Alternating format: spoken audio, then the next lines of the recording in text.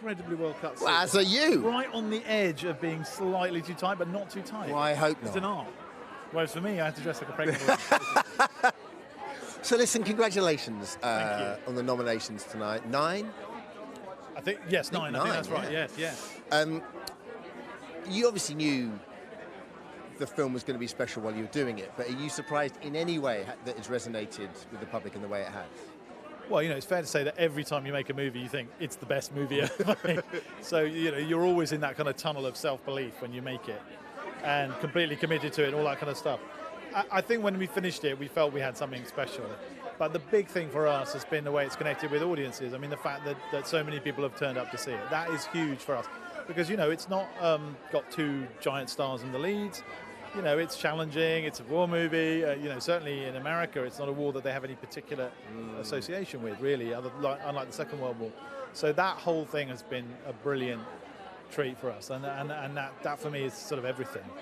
I think over here as well, at least, that there's a sense, especially with the last veterans dying, probably 5-10 years ago, that it is now receding into sepia, and to keep that alive. And there's never really been in modern day, I guess, a great World War I film. Well, what you say is true, but what's staggering for me is that it's also true of World War II veterans. The last World War II veterans are only just alive. I mean, they're now 99, 100, 101 years old.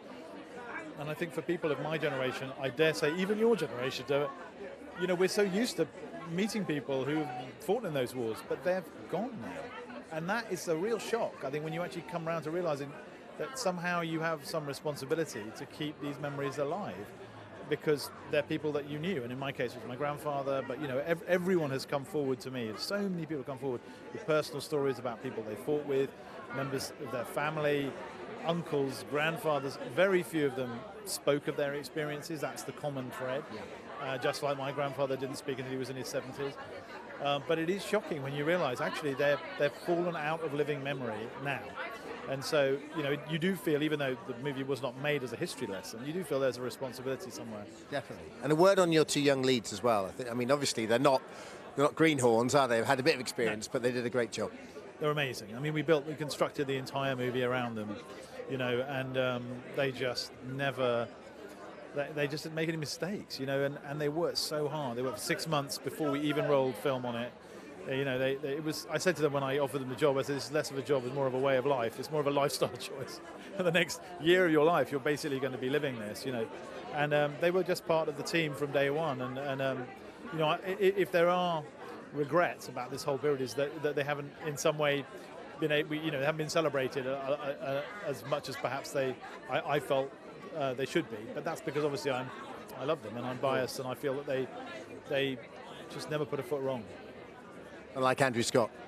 Yeah, Andrew Scott's constantly making mistakes. Yeah, but he doesn't need to get trust any that right, guy. He's like a bit of star quality. He can get away with anything. Bloody Andrew Scott.